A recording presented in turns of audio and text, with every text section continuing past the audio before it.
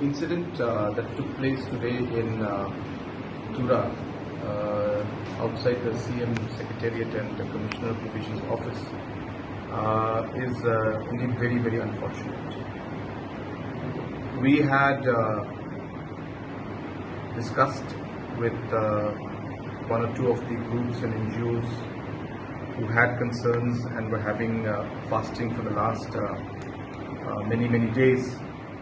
And while discussions were going on, we had already agreed on finally meeting in Shillong and discussing this further with all different stakeholders, because the concerns that they have are affecting many communities and affecting the overall state as a whole, and hence these kind of decisions require more consultation.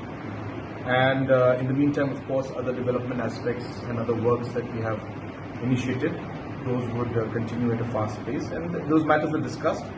And more or less, these NGOs who had these concerns were more or less satisfied. And I also would like to stress that majority of the stakeholders, civil society and the NGOs were not part of this fasting that took place. There were just 2 organizations or maximum 3 organizations that were in this, but 90% of the organizations were not part of this. So even then, I felt it appropriate, and I've always believed that dialogue is important, and hence I made it a point to meet them, and that was what was decided. And so while we discussed everything, after the discussion was almost over, we heard some agitation and some sloganing from outside, and I asked some of the people to go and speak to the people and to their people and tell them to control and not to create any kind of scene out here. But once the leaders, the NGOs leaders, had gone outside to talk to these people, they came back to tell us that they have no idea who these people are. They have never seen them here before. For the last 14 days since they have been here sitting and having this fasting, they didn't see these people, and today for the first time they've come, and some of them even looked intoxicated and not really in the correct senses in some sense. And this was said not by me but by the NGO leaders themselves. And then after that, the NGO leaders themselves then had to come in to the building, and they could not leave from here themselves. And even now they are in one of the rooms. They are not able to go because they are also worried, and it seems that these people who are there are people who are not part of their organization.